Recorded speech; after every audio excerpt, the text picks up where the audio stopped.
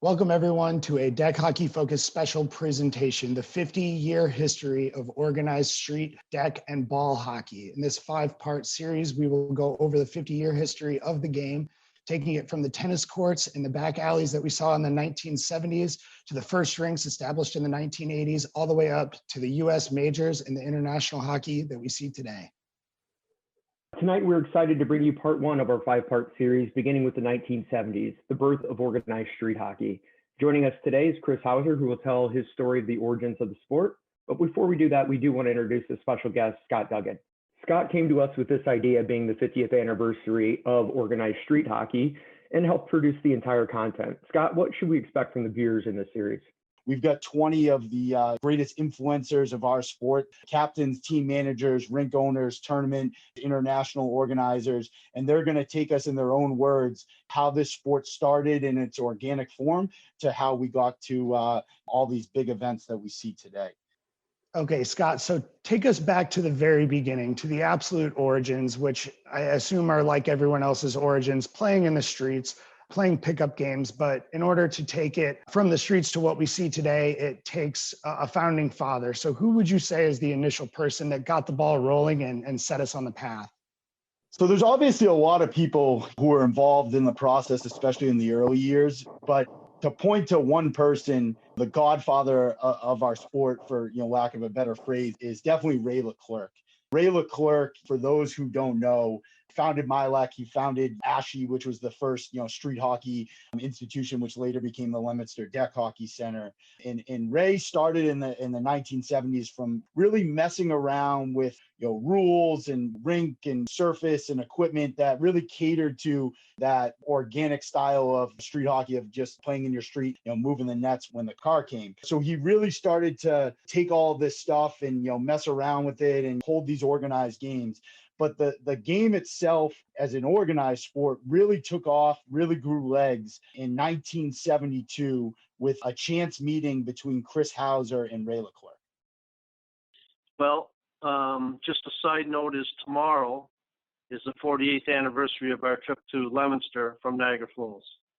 That started really the whole tournament circuit. So how I met Mr. Leclerc was there was an article in the Hockey News in April of 1972, and a friend of mine, Joe Murray, we went to the library to grab the Hockey News, and we both got there around the same time, and we read this big article in the Hockey News about a street hockey rink here in Massachusetts, and a guy named Ray Leclerc with sponsors Phil and Tony Esposito and Lou Nanny that had invented this orange plastic ball. And we're now playing street hockey. It was called street hockey in a rink in Leominster. So we went home that afternoon, and I got a hockey magazine I used to get every month. And sure enough, there was a story in the back of the hockey magazine about a similar type thing. And it had an agent's name in there, Fred Scharf. He was the agent for Phil and Tony Esposito. And there was a phone number in there. We tracked Fred Scharf down, and he gave us MILAC's number. So MILAC was the original company. And they'd been developing the sport for a couple of years on the heels of Bobby Orr. Bobby Orr was so popular, he changed the game that everybody in Massachusetts and New England and many parts of Canada wanted to play hockey without skating. Most of the people didn't skate in Canada. Like, people think that we're born with skates on. It's not true. So we're always playing in the road, in gyms, in schoolyards. So we got in touch with MILAC. We didn't know Mr. Leclerc at the time. And we set up this games for June 16 through 19. And there's going to be 3 games. And we went on the radio to raise money. It was kind of we didn't really know where we were going, what we were going to be doing, or who this guy was, and we didn't really know who MILAC was either. And so we started organizing our team to get ready to come to Massachusetts. Even with the sport in its infancy, the drive, determination, and preparation was prevalent with Chris Housser's first trip to Leominster in the first ever organized street hockey tournament. And fortunately, my dad He'd been the bus driver for the Niagara Falls Flyers, which was the farm team of the Bruins, Boston Bruins. They wore the same colors. Instead of a B, there was an NF.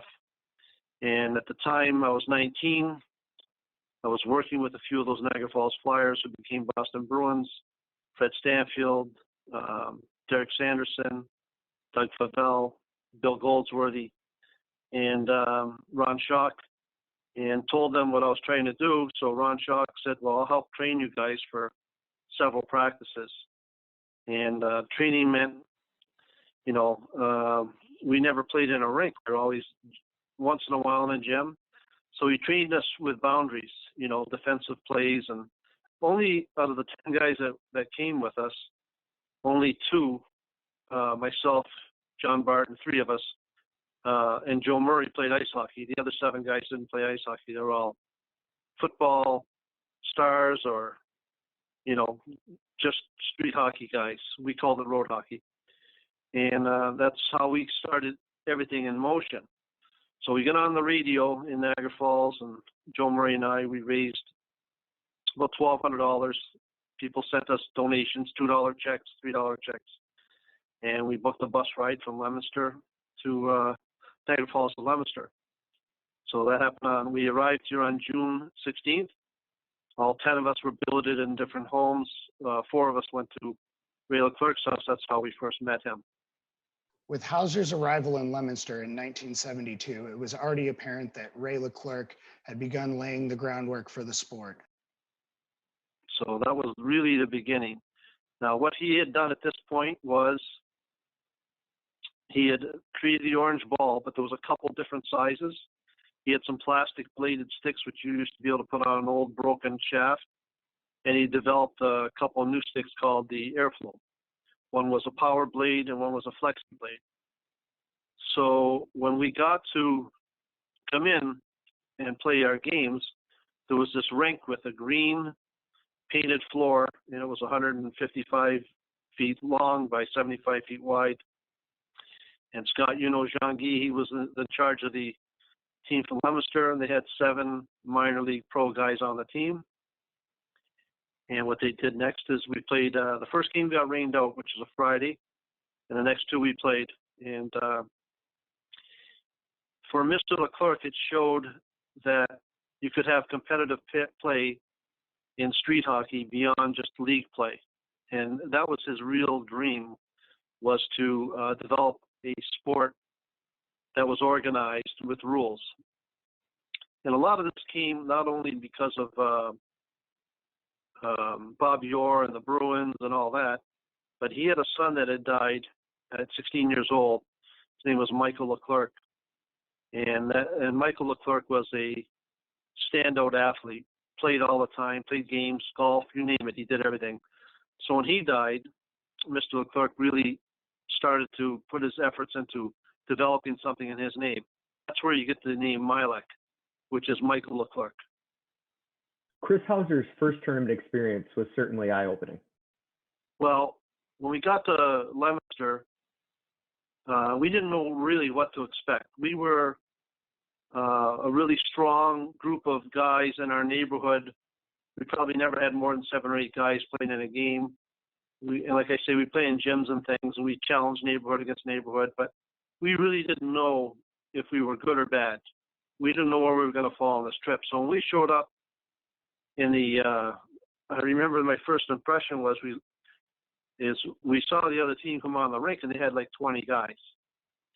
We had 10, and one was an extra backup goalie, but we ended up letting him play out. So really, we didn't have many players. And Mr. Leclerc come over to me and he said, you guys okay with the amount of guys you have? And I said to him, do we have too many? And he started laughing. So our experience started with the place was packed. If you've been in a lot of these games where the people stand around a rink, well, we had got publicity through his organization, which we didn't know about, and the place was packed. There had to be 300-400 people there, and they had stands, and they were sitting in the stands, and we didn't know what to expect. So when they dropped the first ball, 7 seconds later, we had scored, and we won that game 9-0. And the next day, And by the way, there was checking in one zone, the defensive zone. And we had a couple of really good halfback football players playing defense for us. One was Bruce Murray, the other was Pierre Saunier. And these guys could not only run, but they could check, hip check.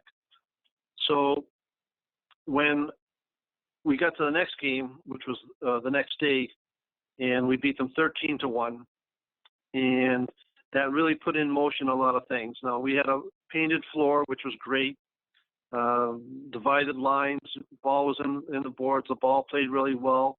We didn't use their plastic sticks because we never trained with them. We were just using our sticks that we had. And they were from Titan, which had plastic right along the very bottom of the blade, which was, we did it because it would save our stick on the street because we were always playing on tar. And those were the best sticks to use. So in between all those games, I got to know Mr. Leclerc, and he started showing me why he developed the game, his vision. And obviously, his vision was to put the double, triple rink on Route 2 in Leominster, and then to keep developing equipment. So we first got introduced to the ball, which was great because it barely bounced.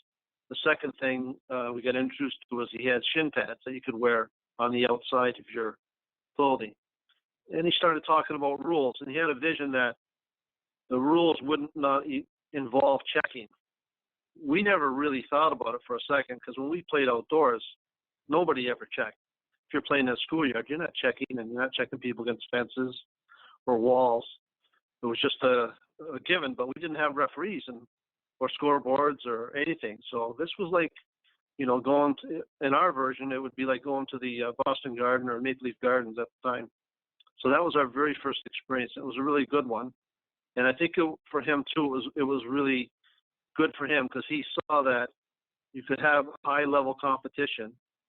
And then it evolved. It went from 2 teams in 72 to 6 teams in 73, and then 10 teams in 74. Then the tournament became a 20-team tournament from that point after until 1997. And then the tournaments have evolved from U.S. Nationals, Can-Am, and then other events for street hockey, So the other thing that he had for rules was, besides he got eventually rid of the checking, was he had 2 particular rules that were different from ice hockey. One was high stick rule, because nobody was wearing helmets or face shields. So waving for the ball other than taking a shot or after you score a goal was a penalty. And the other rule, which was significant, was how he divided the rink up. So he divided it in 2.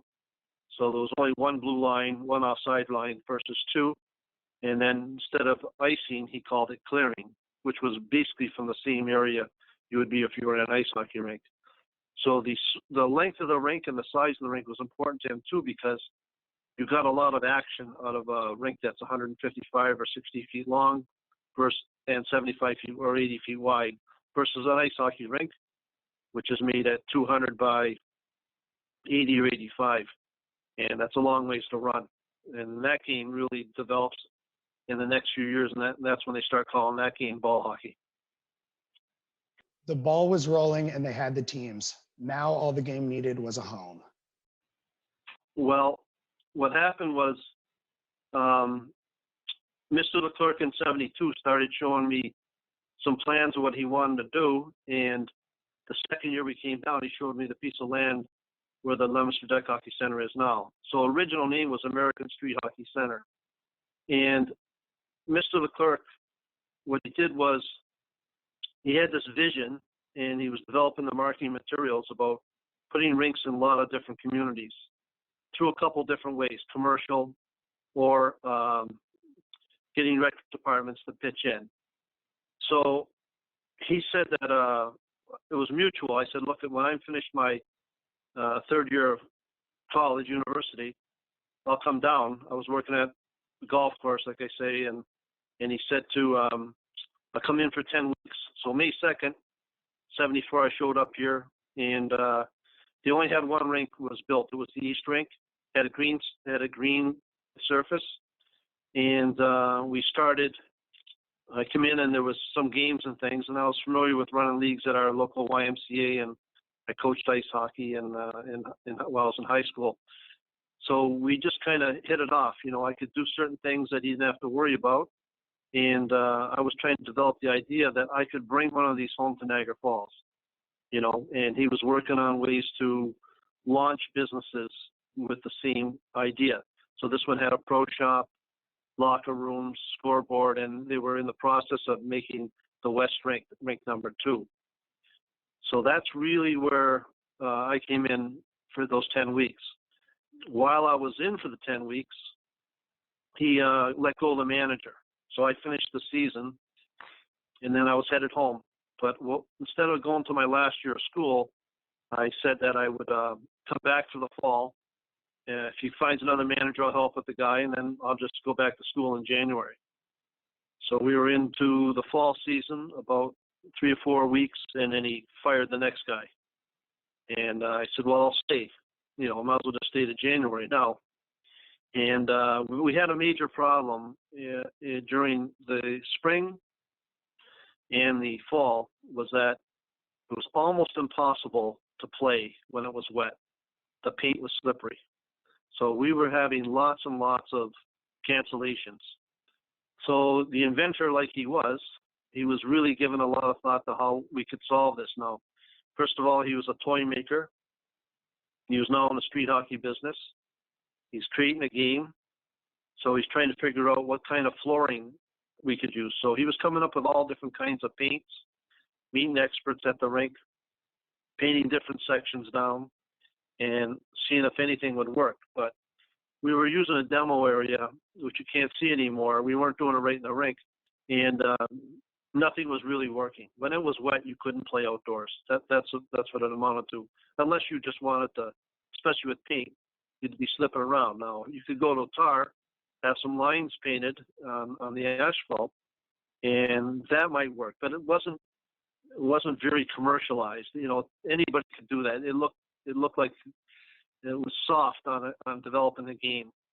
So I went home for Christmas time and said I'd come back for the spring. I'd worked the year 1975 with him. So during 1975, early, him and I took a ride to Boston, and he was developing an idea on a plastic surface. And we stopped at this place that had one. It was at Brown Nichols College. It used to be an A-frame outdoor rink, and they turned it into tennis rinks. So we went inside, and I had a stick and a ball with me, and shooting around on it, and the ball was moving across the surface like a puck on ice.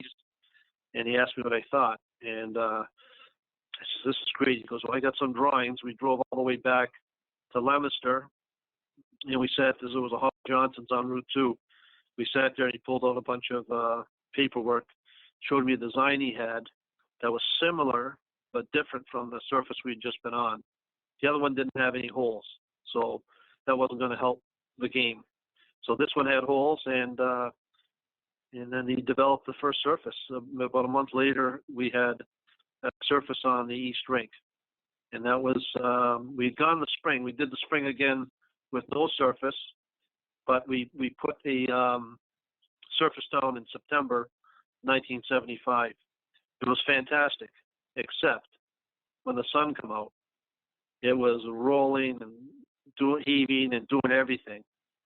So we ripped that one up, and he came up with a new design within a week, and had a new surface down, which was dark green, and that really is what started the next phase of the game, call it deck hockey. Although rules were previously established, now was the time to put pen to paper. Well, I think anybody who showed up in those days was thrilled, win or lose. The building was very impressive. They had 2 beautiful rinks, well organized. Where they were coming from, none of their leagues were up to this par, with referees, timers, clocks, surfaces, organization. Mr. Leclerc ran a really strong organization with his wife, Lorraine, and Tom Downey, and he had a whole crew of people, Dave Cornick. So in '75, we'd worked on a rule book. Really, he had the outline of a rule book when I met him, but by '75 we published a real rule book, from start to finish, first half of the rule book was with tips. So what Milek was doing, and hockey was still getting bigger and bigger. I mean, by 74, Philadelphia Flyers had won the cup. It was, and New Jersey was crazy over hockey. You know, you have the Islanders are coming into the scene. You got New York Rangers, and you got the Philadelphia Flyers. So there was a strong following for hockey in general. So street hockey was off and running. And everywhere that Mr. Leclerc would sell a stick or a ball, they had a small card, you know, get a team together and come to our tournaments. And that was a great marketing plan because now teams knew they could go somewhere and measure up. And when you saw the teams in the beginning, I'd go all the way back to 73 when a team came in from Pittsburgh. They were raw, very raw. You know, they thought they were good, but then they met better competition. So 3 years later, by 75 and 76, the tournaments were up to around 30 teams. He didn't play round robin. He just played, you lose your second game and you're going home. So he'd get 32 teams in for a tournament. And and that was the only tournaments that were being run at that time. So what happened really at that point was you were getting teams down in Philly starting to form and come out of the place.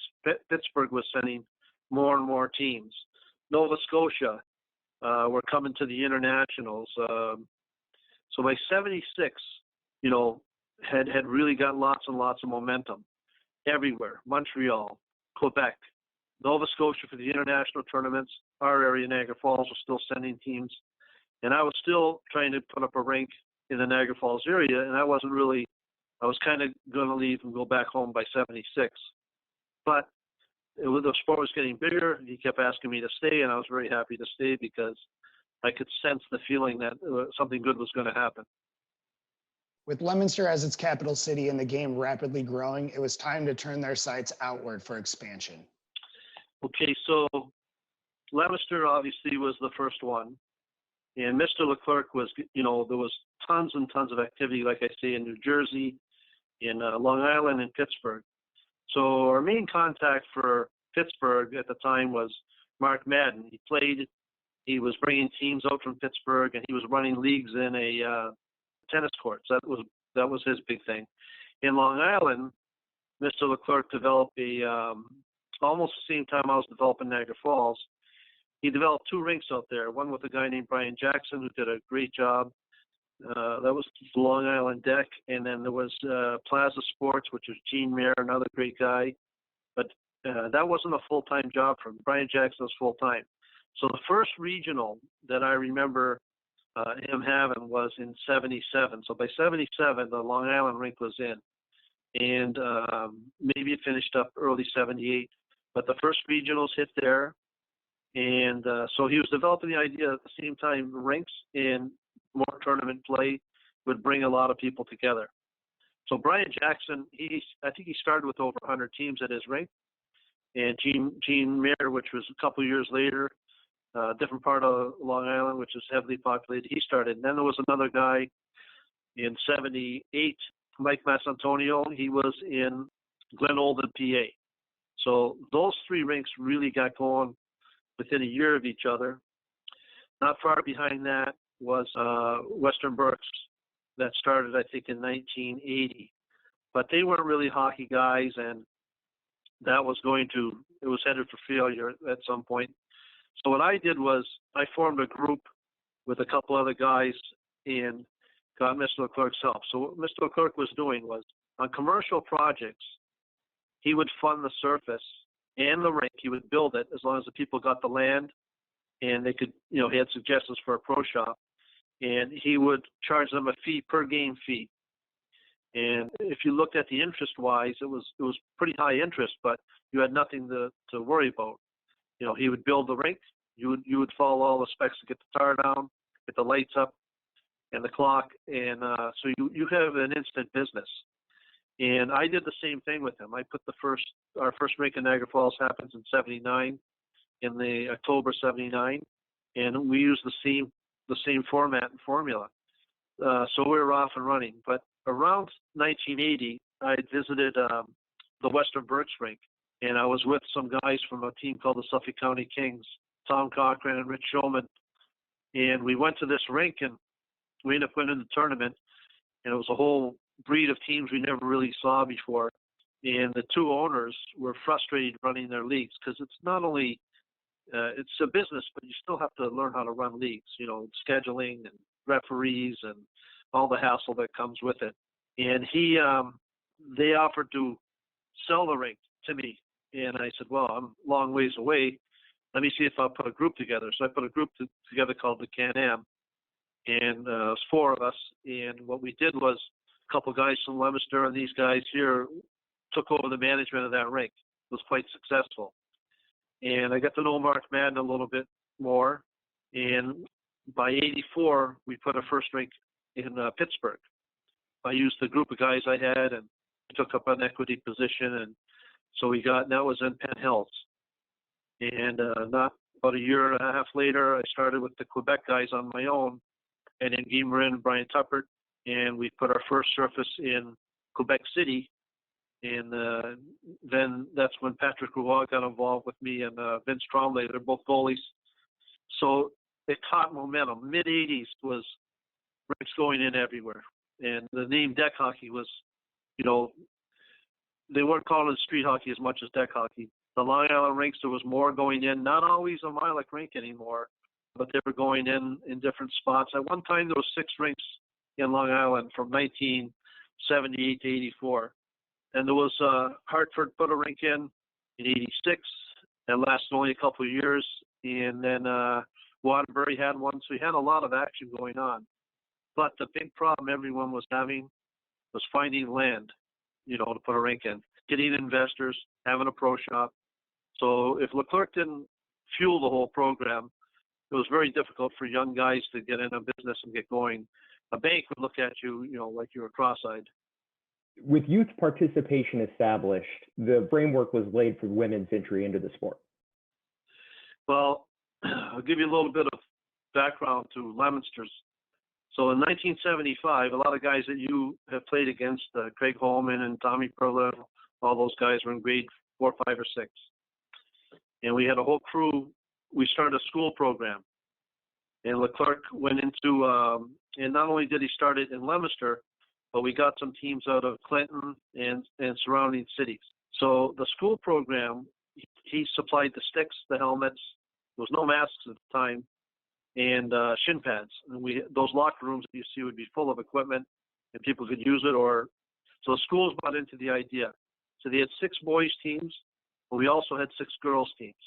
And some of the girls wanted to play in the boys league, and you could find at that age they were as good, if not better, than some of the boys.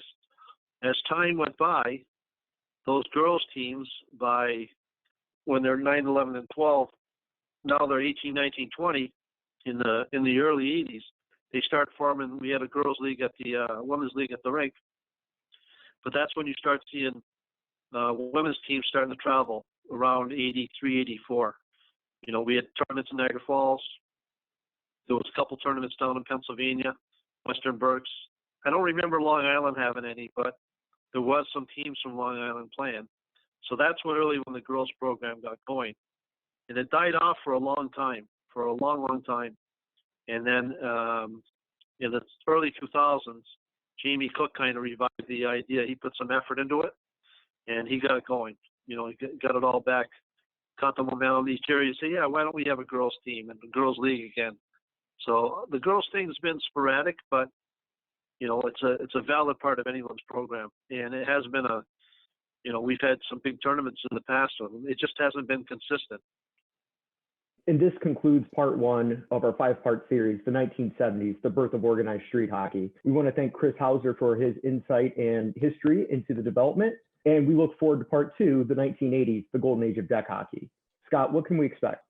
In the 1980s, the sport really takes off. You really see deck hockey as the major iteration of our sport, and it's being played all over the Northeast in New Jersey, Long Island, New York, Pennsylvania, and you're starting to see other influencers and contributors start to pop up. Mark Madden's a big name out in Pennsylvania, and all these other people really start to pick up and drive the sport, which is really the golden age of deck hockey.